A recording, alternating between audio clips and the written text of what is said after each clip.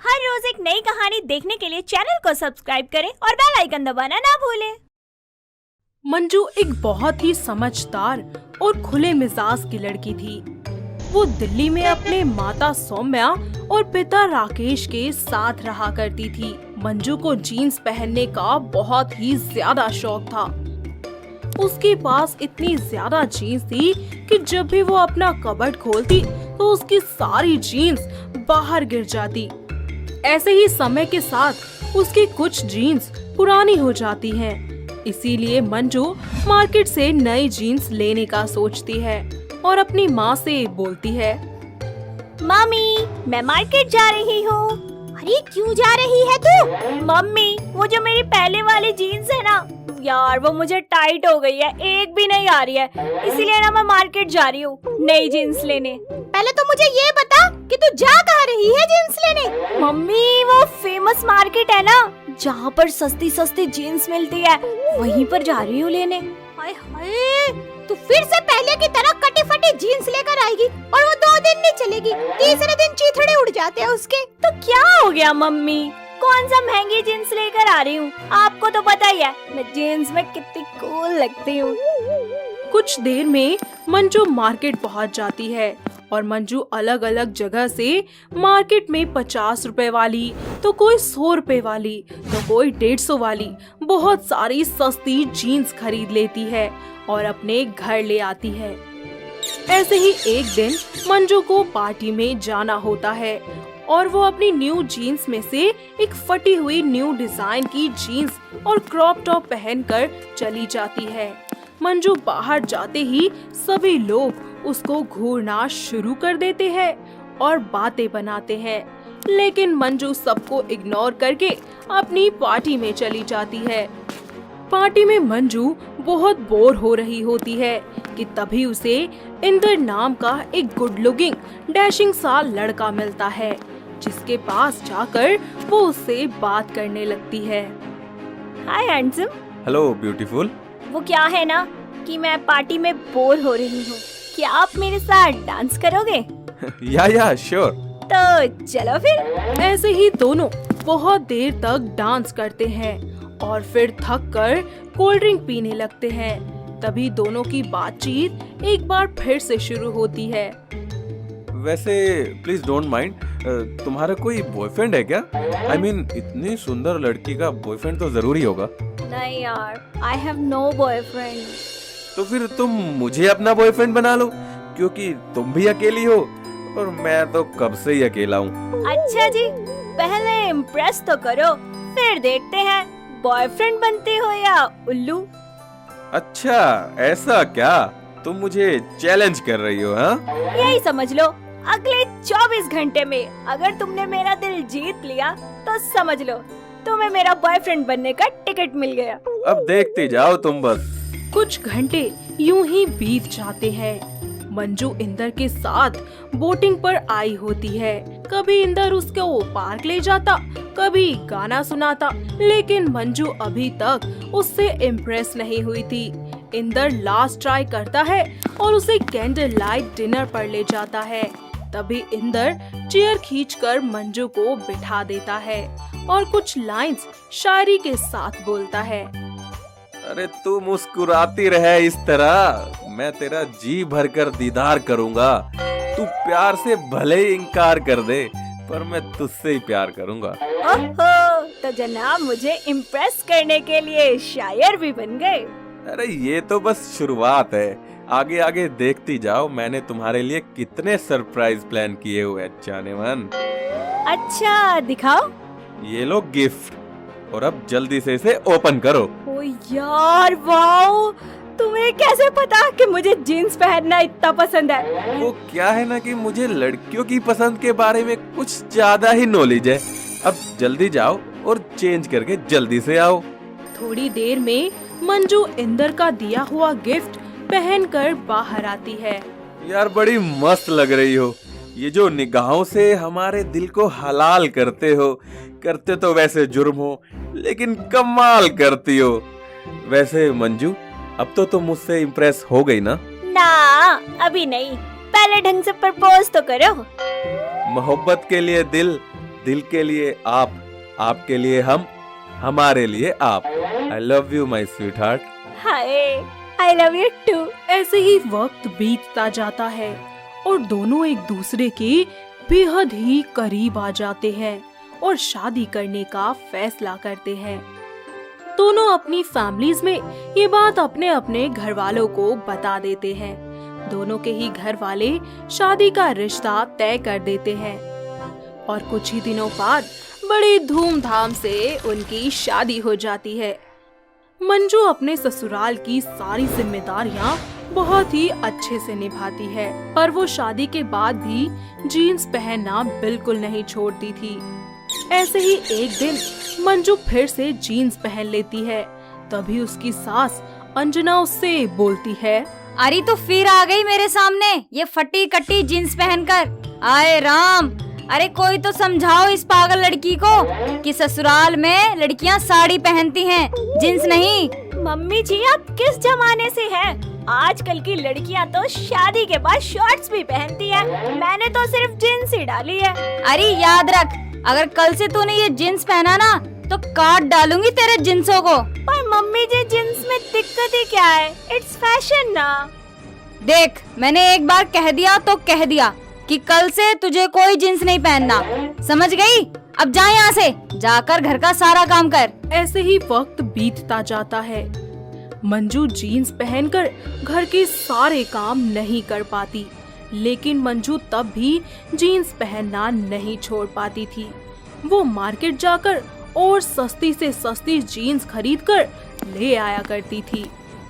लेकिन इस बार मंजू डिस्काउंट के चक्कर में बहुत ही खराब क्वालिटी की जीन्स खरीदकर ले आती है। ऐसे ही अगले दिन अंजना अपनी बहू को बाजार से सब्जी लाने को बोलती है। मंजू अपनी हाल ही की खरीदी हुई जीन्स पहनकर मार्केट चली जाती है और अचानक से मंजू को चलते चलते फटने की आवाज सी आती है, पर मंजू उस समय उस पर बिल्कुल ध्यान नहीं देती। जैसे ही मंजू सब्जी लेने के लिए नीचे झुकती है, फिर से दोबारा उसे कुछ फटने की आवाज आती है और मंजू अपनी चारों तरफ देखती है। उसे कुछ समझ नहीं आता, लेकिन जब लोगों को खुद पर वो हंसता हुआ देखती है तो मंजू को दिखाई देता है कि उसकी जीन्स दोनों तरफ साइड की जगह से फट चुकी है और अब मंजू भरी मार्केट में शर्म से लाल हो जाती है और रोते हुए सीधे अपने घर चली जाती है। तभी उसकी सास उसे रोता हुआ घर में आते हुए देख लेती है और बोलती है, कहा था ना तुझे कि छोड़ दे ये जींस विंस पहनना, लेकिन तुझे मानना तो है नहीं। अब पहन। मम्मी जी, मम्मी जी, मुझे माफ कर दीजिए। मैंने आपकी बात नहीं मानी। मैं बहुत शर्मिंदा हूँ। अरे तुझे जींस पहनने से मना नहीं किया मैंने, पर पहनना ही है तो कम से कम अच्छी क्वालिटी की जींस तो पहन। ये सस्ती फटी कटी पता नहीं कहाँ से बाजारों से उठा के ले आती है। मम्मी जी, मुझे अब सब समझ आ गया है। अब मैं ऐसी घटिया क्वालिटी की जीन्स कभी नहीं पहनूंगी, बल्कि आपकी दी हुई अच्छी और महंगी साड़ियाँ पहनूंगी जो टिकाऊ भी रहेंगी। ऐसे ही वक्त बीतता जाता है और मंजू अपनी सास की सारी बातें मन लगाकर मानने लगती है और अपनी सास और अपने पति का खूब ख्याल रखती है।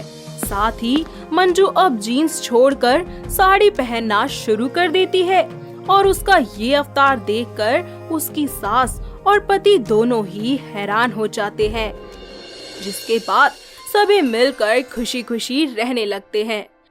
अर्पिता एक बहुत ही सुंदर लड़की थी जिसे सजने संवरने का बहुत शौक था। चाहे खुशी हो या गम, अर्पिता को तो बस अपने मेकअप से मतलब था। उसके परिवार में उसके पिता अरविंद और माँ रिंकू देवी रहा करते थे। ऐसे ही एक सुबह अर्पिता की माँ उसको जगाने के लिए उसके कमरे में आती है। अरे बेशरम, कब तक सोती रहेगी? उठ जा। क्या है मम्मी, सुबह सुबह प्रवचन देना शुरू हो जाते हो यार। अरे प्रवचन न करूँ तो क्या तेरी पूजा करूँ? तुझसे ये तो होता नहीं कि सुबह उठकर नहा धोकर पूजा कर लूँ, माँ के किचन में मदद कर दूँ। सारा दिन बस लाली लिपस्टिक पोते रहती है। क्या है माँ, सुबह सुबह मेरा सारा मूड ऑफ कर दिया। और मेकअप करना मुझे कितना पसंद है, आप जानती है ना। हाँ हाँ पता है, ये जो सिंगारदानियाँ भर भर के रख रखी है ना तूने, दिख रहा है सब। ऐसे ही समय बीतता रहता है और थोड़े ही दिन बाद अर्पिता के लिए एक वंश नाम के लड़के का रिश्ता आता है। वंश दिल्ली की एक कंपनी में मैनेजर की पोस्ट पर था और वंश के परिवार में उसकी विधवा माँ मनोरंजन देवी और दादी माँ कमला देवी रहा करते थे। वो अपने परिवार के साथ अर्पिता को देखने उसके घर आता है। अर्पिता सज धज कर सबके लिए चाय नाश्ता लेकर आती है और मनोरंजन देवी और कमला देवी के पैर छूती है। दोनों के घर वाले आपस में बात करके रिश्ता पक्का कर देते हैं और कुछ ही महीनों बाद उनकी बड़ी ही धूमधाम से शादी हो जाती है। शादी के बाद कुछ दिन तक तो सब कुछ बिल्कुल ठीक चलता है। ऐसे ही एक दिन अर्पिता अपने ससुराल में बहुत देर तक सो रही थी। तभी उसकी सास उसको जगाते हुए कहती है, अरे ओ महारानी, ये तेरा ससुराल है, मायका नहीं, जो अब तक सो रही है। अरे उठकर काम कर घर का। जी माँ जी, वैसे भी मेरी ब्यूटी स्लीप पूरी हो गई। अर्पिता उठकर तुरंत शीशे के सामने जाती है और लिपस्टिक लगाने लगती है। ये देखकर उसकी सास उससे बोलती है, अरे दुनिया उठकर सुबह सुबह अपना नहाना धोना करती है, जंगल पानी जाती है, और यहाँ ये महारानी उठते ही लाली पोतने लग जाती हैं। माँ जी, आपको क्या परेशानी है मेरे मेकअप से? मैं चाहे उठकर करूँ, सोकर करूँ, नहाकर करूँ, जैसे मर्जी करूँ। काम करने से थोड़ी ना मना किया है मैंने। और प्लीज आप मुझे ना ये लाली पाउडर लगाने से मना नहीं कर सकती। अरे ये मेरा घर है और यहाँ सुबह सुबह उठकर नहा धोकर पूजा करके तब कोई काम शुरू होता है। अगर यहाँ रहना है तो यहाँ के नियम के हिसाब से रहना होगा। तो माँ जी, मेरा भी यही नियम है कि मैं रोज सुबह उठकर मेकअप करती हूँ। तो मैं आपके नियम मान लेती हूँ और आप मेरे मान लीजिए। अरे शर्म नहीं आती क्या तुझे? अपनी सास से जबान लड़ाती है। शर्म तो चोर बाजार में बेच खाई है तूने। हाँ जी, बिल्कुल बेची है। आप खरीद कर नई ला दो ना, अगर कहीं से मिल रही है तो मैं रख लूंगी उसे अपने पास। अरे तुझे कुछ समझाना मतलब दीवार में सिर मारना।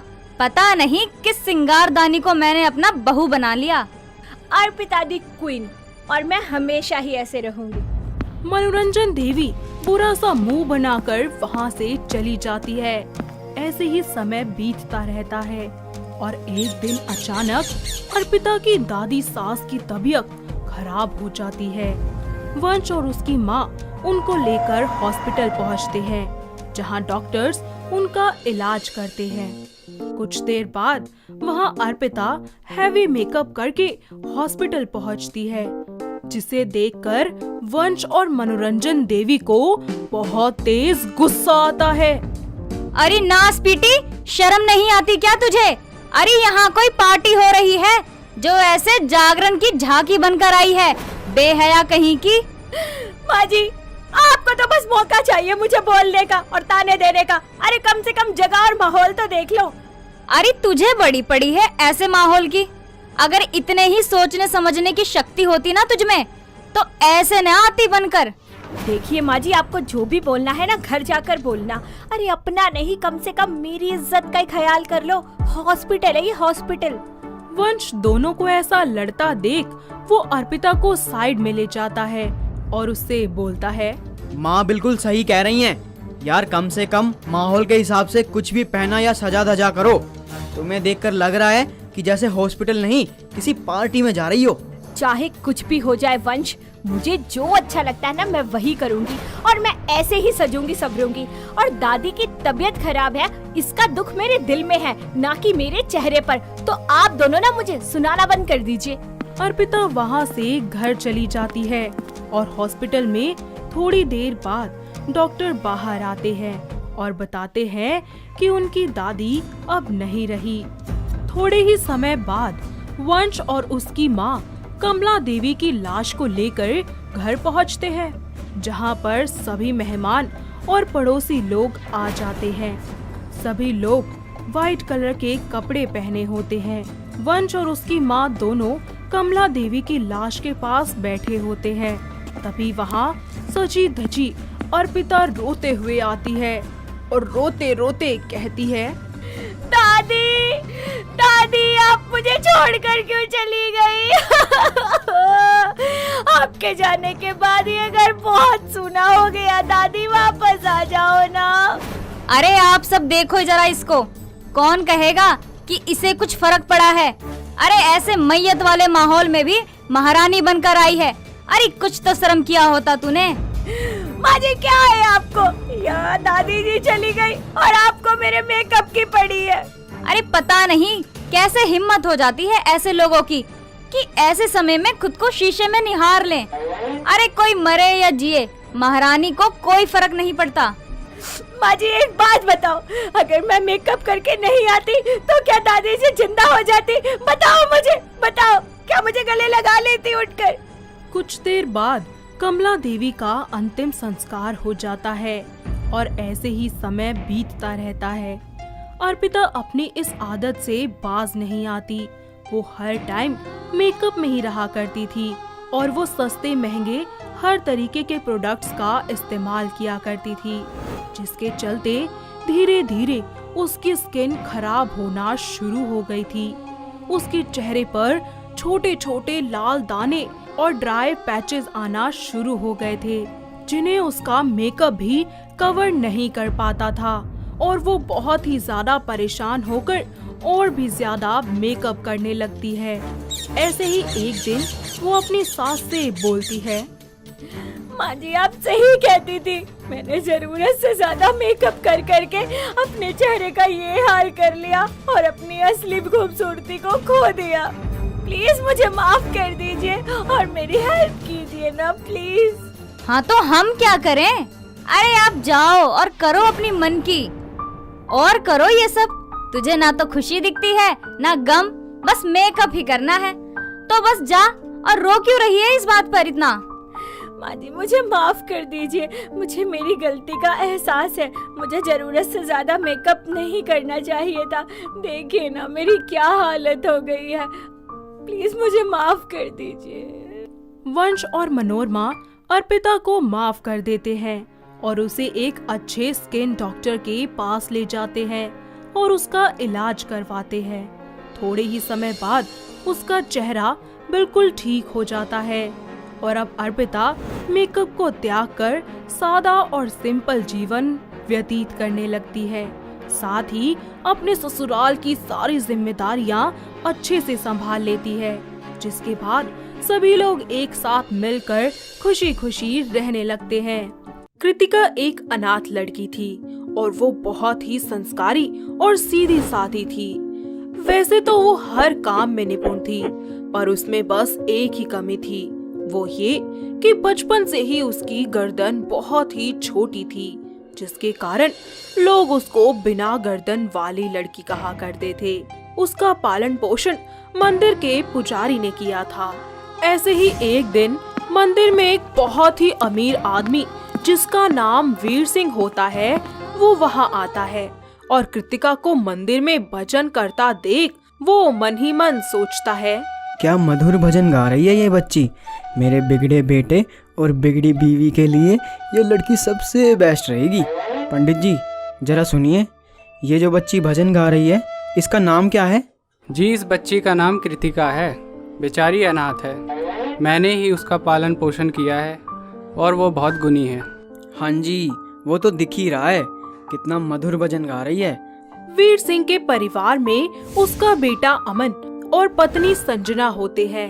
ऐसे ही थोड़े दिन बाद वीर सिंह पंडित जी से मिलकर कृतिका और अमन की शादी फिक्स कर देते हैं।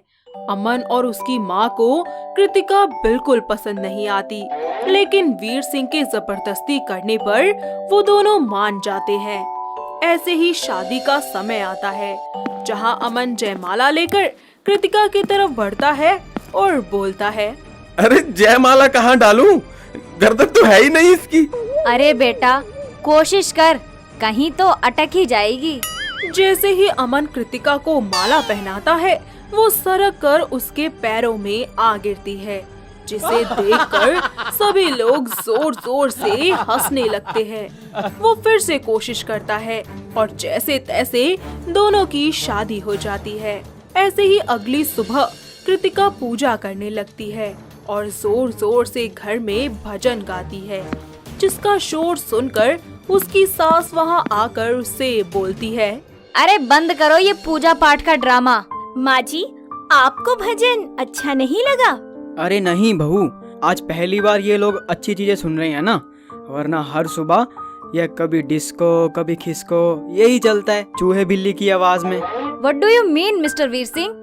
आप हमारे वेस्टर्न म्यूजिक को चूहे बिल्ली की आवाज कहते हैं? आपका म्यूजिक? अरे बुरा मत मानिए श्रीमती जी, जैसे पराई बीवी अपने घर में लाने से अपनी नहीं हो जाती ना, वैसे ही पराई देश का म्यूजिक अपने देश में बजाने से अपना नहीं हो जाता। अरे इस 2 टके की लड़की के लिए हमसे बहस करते हो आप? ऐसी बात नहीं है सासू माँ। पुजारी जी कहते थे कि सुबह सुबह भगवान का नाम लो ना तो सारा दिन शांति और सुकून से बीतता है। ऐसे ही समय बीतता रहता है और एक दिन संजना अपने घर पर किटी पार्टी रखती है, जिसमें उसकी 3 दोस्त अंजना, कोमोलिका और शिप्रा, उनको वो बुलाती है। कृतिका उनके स्वागत में बहुत सारा अच्छा खाना बनाती है और सभी लोगों को सर्व करती है। तभी कोमोलिका कृतिका की गर्दन देखकर बोलती है, ओ संजना बेब, तू ये क्या जोकर से बहू उठाकर ले आई अपने घर में? यू नो, हमारा अमन बेबी तो कितना हॉट और सेक्सी दिखता है और तू ये बिना गर्दन की बहू ले आई।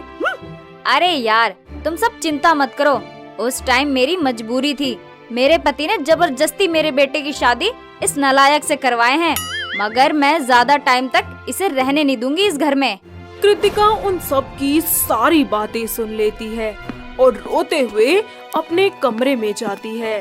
उसको ऐसा रोता हुआ देखकर उसके ससुर उसके कमरे में जाते हैं और बोलते हैं, क्या हुआ बहू, क्यों रो रही है? कुछ नहीं बाबूजी। मैं जानता हूँ कि यहाँ तुझे कोई पसंद नहीं करता। तेरी इस गर्दन की वजह से सब तेरा मजाक बनाते हैं। बेटा, तुझे एक चीज समझनी होगी कि लोगों की छोटी सोच पर ध्यान नहीं देना है। तुझे खुद के लिए मजबूत बनना होगा। जी बाबूजी, ठीक है। ऐसे ही कुछ दिन बीत जाते हैं और संजना अपने बेटे अमन के साथ बैठकर बातें कर रही होती है और उससे बोलती है, अमन बेटा, मैंने एक प्लान सोचा है उस गंवार बिना गर्दन वाली को रास्ते से हटाने का। हाँ माँ, तंग आ गया हूँ मैं उससे। कैसे भी करके उसे रास्ते से हटा दो और मुझे आजाद कर दो मॉम, प्लीज, मैं आपके हाथ जोड़ता हूँ। ऐसे ही कुछ दिन बाद संजना कृतिका के साथ कार में बैठकर कहीं जा रही होती है। तभी कृतिका अपनी सास से कहती है, सासू माँ, मुझे कहाँ लेकर जा रही हैं आप? हमेशा के लिए तुझे यहाँ से विदा करने। मैं कुछ समझी नहीं। अरे सीधी बात बताऊं तो तुझे तेरी मौत के पास ले जा रही हूँ। आप क्या कह रही हैं सासू माँ? तुझे एक सुनसान जंगल में छोड़ दूंगी ताकि तू हमारे घर कभी ना आ पाए। संजना कृतिका से बात करने में लग जाती है और अचानक सामने से आते हुए एक कार से उनकी कार का एक्सीडेंट हो जाता है। थोड़ी देर बाद आसपास के सभी लोग वहां आते हैं और कृतिका और संजना को पास के ही हॉस्पिटल में एडमिट करवा देते हैं, जहां डॉक्टर उन दोनों का इलाज करते हैं। कुछ देर बाद दोनों के परिवार वाले वहां आते हैं और कुछ ही समय में कृतिका को होश आ जाता है। डॉक्टर बाहर आकर सबको बताते हैं, जी देखिए, कृतिका जी को होश आ गया है और वो बार बार अपनी सास को याद कर रही है। डॉक्टर, कृतिका ठीक है ना?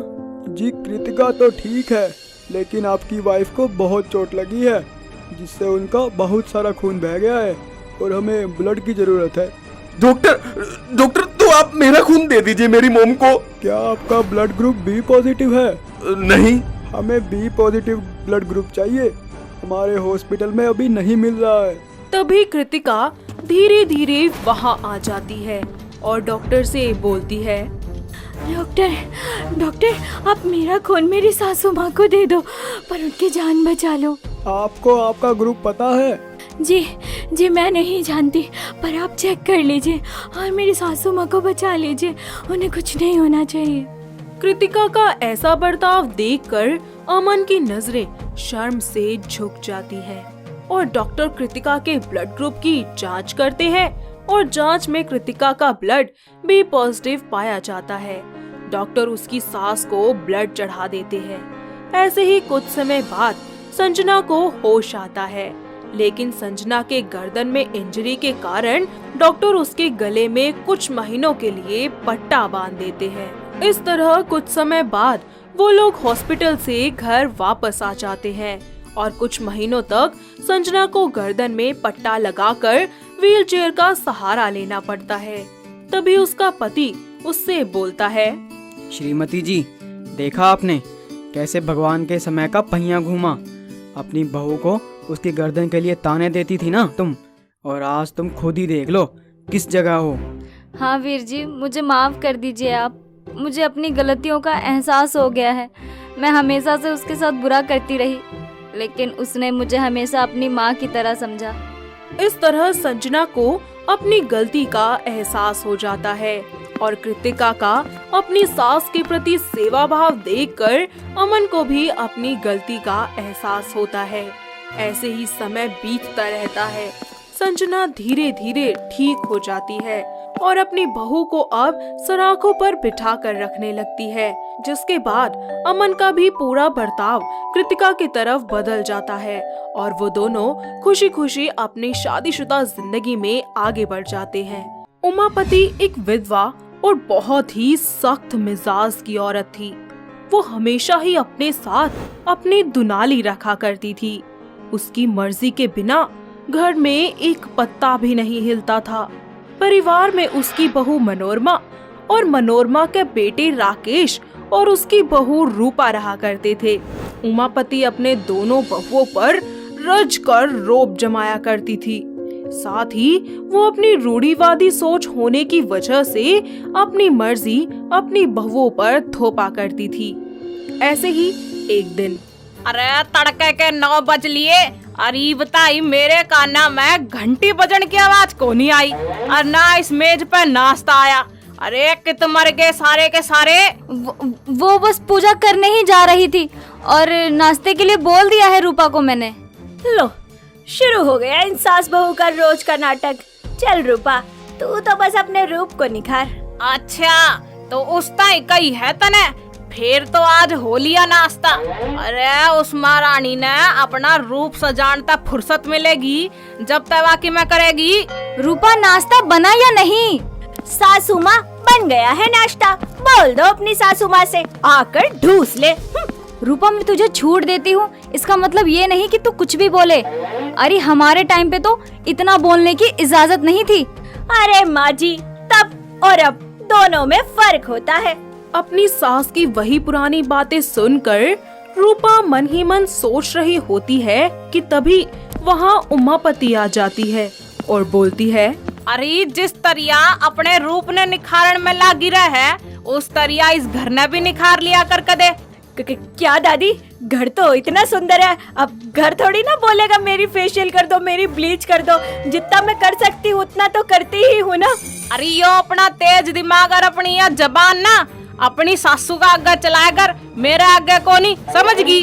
दादी दूर रखिए इसे। ये क्या कर रही है? क्या ये भला? अरे जब मैं बहू थी तब मन्ना अच्छी सासू को नहीं मिली, अरे मैं सासू बन ली तब मन्ना अच्छी बहू को नहीं मिली। हे राम, यह किसी ना इंसाफी कर रहा है तू। ऐसे ही वक्त बीतता जाता है। उमापति अपनी बहुओं को अपनी उंगलियों पर नचाती रहती। जहाँ मनोरमा अपनी सास के डर से उसकी सारी बातें मान लिया करती थी, तो वहीं रूपा इन सबको इग्नोर करके बस अपने मन की ही किया करती थी। ऐसे ही एक दिन मनोरमा अपनी सास उमापति के पैर दबा रही होती है कि तभी वो बोलती है, माँ जी, रूपा की बात का बुरा मत मानिए आप। वो थोड़ी नादान है, बच्ची है, जो मुंह में आता है वो बोल देती है। मैंने उसे समझा दिया है माँ जी, अब से वो ऐसा नहीं करेगी। बढ़िया है ना, तमने समझाना आवे है और तू तो जाने है वो थप्पड़ तो याद होगा तने। जी माँ जी, बहुत अच्छे से याद है मुझे। वक्त बीतता जाता है और दिन पर दिन उमापति का बर्ताव अपनी बहुओं के प्रति और भी ज्यादा सख्त होने लगता है। अब वो अपनी बहुओं को अपनी मर्जी का ही पहनाती और अपनी मर्जी का ही खिलाती। मनोरमा और रूपा इस सब से बहुत ही ज्यादा परेशान हो जाते हैं और उनका बहुत बुरा हाल हो जाता है। ऐसे ही एक दिन रूपा बहुत ही सुंदर सी कटी फटी जीन्स पहनकर और क्रॉप टॉप पहनकर मार्केट जा रही होती है। तभी मनोरमा उसे बोलती है, अरे बहू, अरे ये क्या पहन लिया तूने? अरे जा जल्दी कपड़े बदल ले, अगर माँ जी ने देख लिया ना तो तेरी फोटो पर हार चढ़ा देंगी आज, समझी? माँ जी अब इसमें क्या दिक्कत है, ये आजकल का फैशन है। तभी वहाँ दुनाली लिए उमापति आ जाती है और कहती है, सुना कोनी के तने, तेरी सासू के कह रही है, जा बदल का इन लगता ने। अरे मुझे कुछ समझ नहीं आता कि आप दोनों की दिक्कत क्या है। अरे आप दोनों का दौर अलग था और आज का दौर अलग है और मैं आज के जमाने की लड़की हूँ। जब देखो तब मुझे अपनी चीजों के बारे में बताती रहती है, ये मत कर, वो मत कर, ऐसे मत कर, यहाँ मत जा, वहाँ मत जा। अरे किस किस चीज के लिए टोकती रहेंगी? अरे या अपनी बकवास ना अपनी सासू का आगे दिखाइए, मेरे आगे कोनी, समझ गई?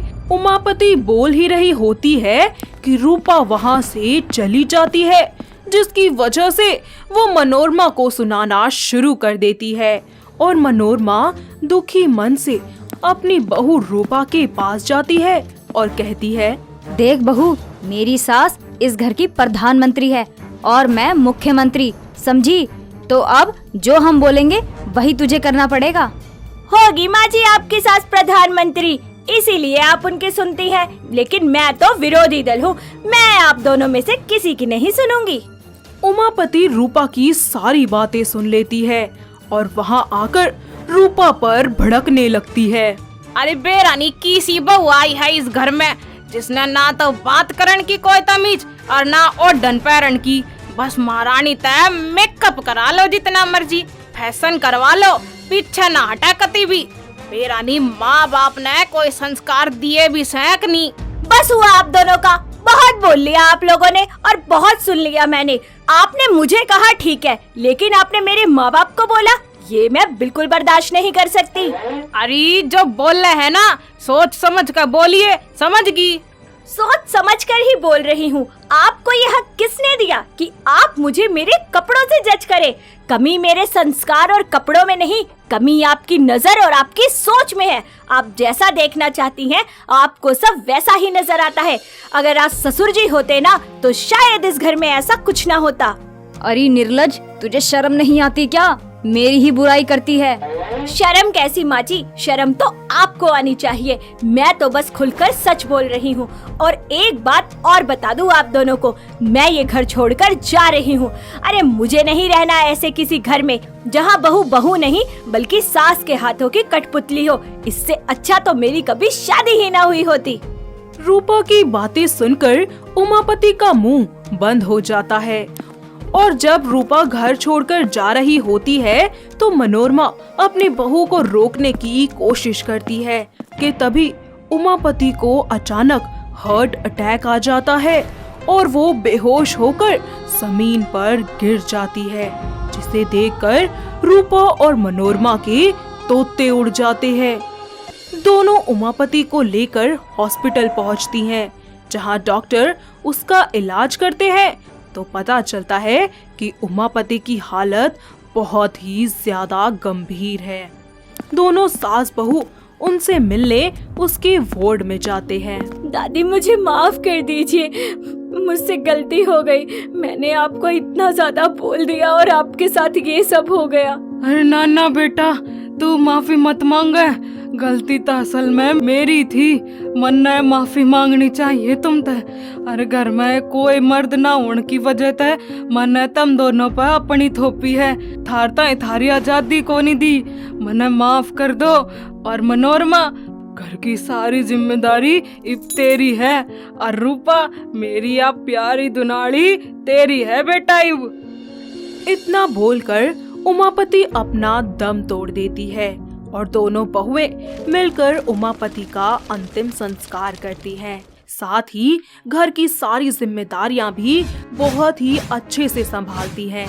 जिसके बाद वो दोनों मिलकर अपनी सास और दादी सास उमापति की यादों के साथ खुशी खुशी अपनी पूरी जिंदगी बिताने लगती हैं। निधि एक बहुत ही अच्छे घर की पढ़ी लिखी और चुलबुली लड़की थी, जो खाने की बहुत ही बड़ी शौकीन थी। वो किसी भी शादी पार्टी में जाने का कोई मौका अपने हाथ से नहीं जाने देती थी। निधि की माँ शकुंतला और पिता राम किशन दोनों ही अपनी भुक्कड़ बेटी की इस आदत से बड़े परेशान थे। एक दिन उसके कॉलेज में एक छोटा सा इवेंट होता है, जहाँ निधि अपनी दोस्त मधु के साथ जाती है। हाँ, और खाने में इस बार कितनी अच्छी अच्छी डिश रखी है। यम्मी। अरे इस लालची लड़की को तो देखो, पूरा ध्यान इसका खाने पर ही है। ऐसा लग रहा है जैसे सारा खाना और वो बाहुबली थाल यही खा जाएगी। तुम मुझे हल्के में तो नहीं ले रही हो कहीं? ये जो बाहुबली थाली रखी है ना, इसे ना मैं 10 मिनट में खत्म कर सकती हूँ। 10 मिनट में। 10 क्या, मैं तुझे पूरे 30 मिनट देती हूँ। तू थाली खत्म करके दिखा दे मुझे। निधि शर्त मान लेती है और 30 मिनट से पहले ही पूरी थाल का खाना खत्म कर देती है। ये देखकर उसके सारे फ्रेंड्स के तोते उड़ जाते हैं।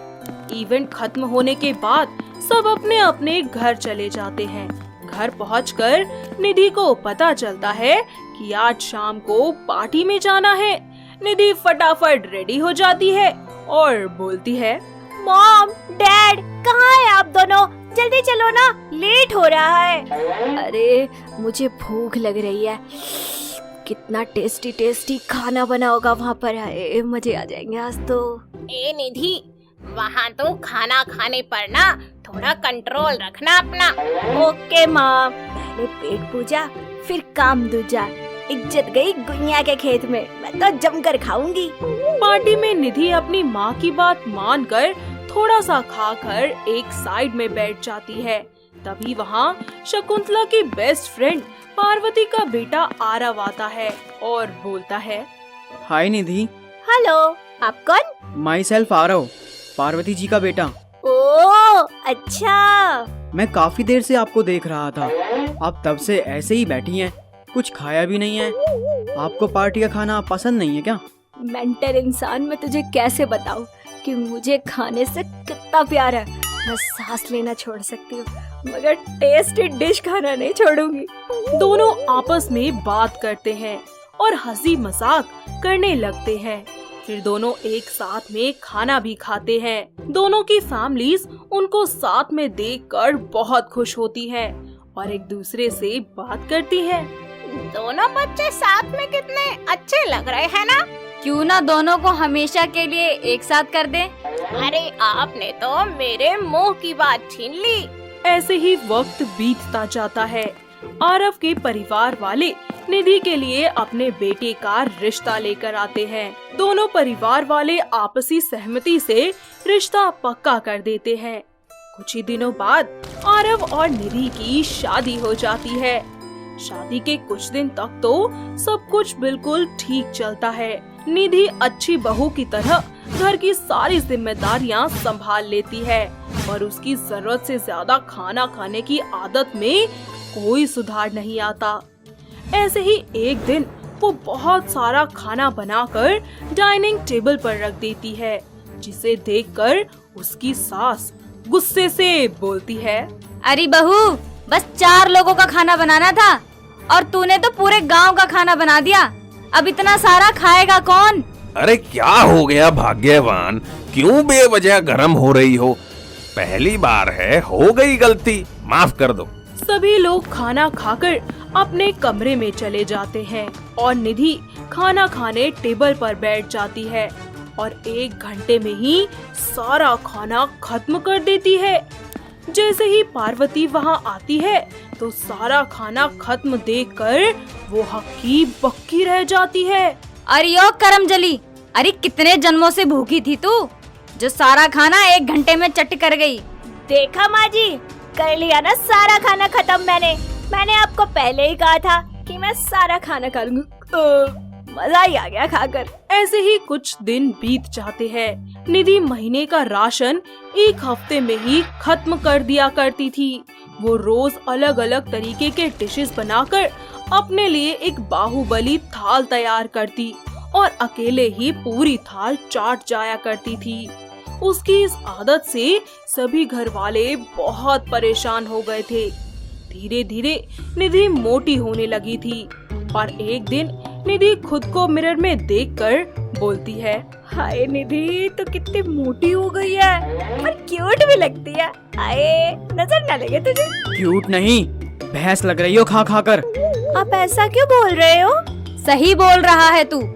बेटा ये तो पूरे शहर का खाना अकेले ही ठूस लेती है। महारानी जी के लिए तो बाहुबली की थाल भी छोटी पड़ जाती है। निधि, खाना खाना अच्छी बात है पर जरूरत से ज्यादा नहीं। क्या है, आप लोग मुझे खाने देंगे या नहीं? अरे अब बंदे को जितनी भूख होगी उतना ही तो खाएगा ना। इतना बोलकर निधि वहाँ से चली जाती है और अपनी खाने की आदत को बनाए रखती है। वक्त बीतता जाता है। देखते ही देखते निधि बहुत ही ज्यादा मोटी हो जाती है। उसका उठना, बैठना, चलना मुश्किल हो जाता है।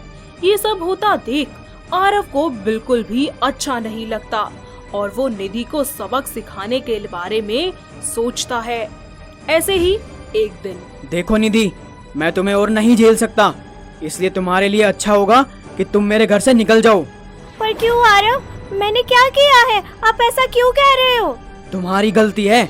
तुम्हारा ये खाने का शौक और खा खा कर मोटा होना, सब मेरा मजाक बनाते हैं, समझी? मुझे शर्म आती है तुम्हारे साथ कहीं जाने आने में भी। और जो खर्चा करती हो तुम खाने में, इतने तो मैं दूसरी शादी कर लूंगा। नहीं नहीं आरव, ऐसा मत कहिए, मैं आपसे बहुत प्यार करती हूँ। नहीं नहीं, मुझे कुछ नहीं सुनना, तुम निकलो बस मेरे घर से। वक्त बीतता जाता है। निधि खुद को पतला करने के लिए मेहनत करना शुरू कर देती है, जिसके लिए वो रनिंग, जिमिंग करती है और एक बैलेंस डाइट भी फॉलो करती है और खुद को फिट कर लेती है। जिसके बाद वो अपने ससुराल वापस जाती है और उसे देखकर पार्वती और आरव के होश ही उड़ जाते हैं। अरे गन्ने के जूस की मशीन से निकल आई है क्या तू? इतनी पतली हो गई तू तो। सासू माँ, मुझे माफ कर दीजिए, मेरी ज्यादा खाने की आदत की वजह से आप सबको बहुत परेशानी हुई, पर अब तो मैंने खुद को मेंटेन कर लिया है। आरव जी, अब तो आप मुझे अपनी लाइफ में एक्सेप्ट करेंगे ना? पागल, मैंने तुम्हें छोड़ा ही कब था?